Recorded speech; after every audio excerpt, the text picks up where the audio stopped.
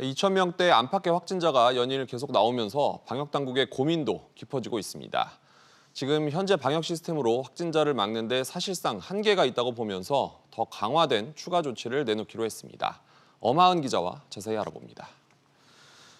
현재 방역 조치로는 역부족이라는 얘기인데 정부가 구체적으로 어떻게 판단을 하고 있습니까? 네, 방역당국은 정례 브리핑에서 현 수준의 거리두기 조치를 계속 유지해도 확진자가 지속적으로 발생하고 증가될 가능성이 있다고 말했습니다.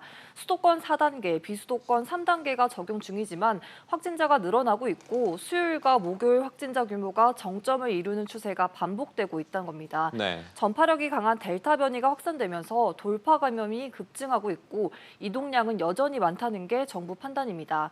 한편 김부겸 국무총리는 내일 방역과 관련해 대국민 담화를 발표할 예정인데요.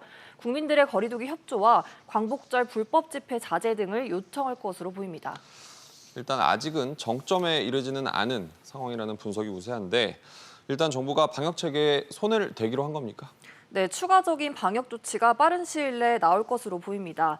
4단계 플러스 알파, 3단계 플러스 알파처럼 기존 거리두기에 추가적인 조치를 취하는 방안과 고위험군의 예방접종 순위를 앞당기는 조치 등이 검토되고 있는 것으로 알려졌습니다. 네. 이동량을 줄이기 위해 전국 거리두기를 4단계로 통일하거나 재택근무와 다중이용시설 이용 시간 제한을 강화하는 조치도 정부가 검토할 수 있는 카드입니다. 반면 거리두기 장기화에 따른 사회 경제적 피해가 너무 크기 때문에 무작정 거리두기를 강화하는 게 능사냐는 반론도 있는데요. 네. 이에 따라 고위험 시설을 중심으로 해 선별 방역을 강화하는 방안도 심도 있게 논의 중인 것으로 알려졌습니다.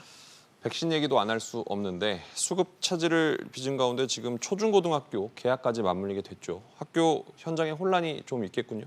네, 모더나 백신 수급 차질로 교사들의 2차 접종이 연기됐습니다. 2주 늦춰지면서 오는 26일 예정이었던 2차 접종자는 다음 달 9일로 미뤄졌는데요.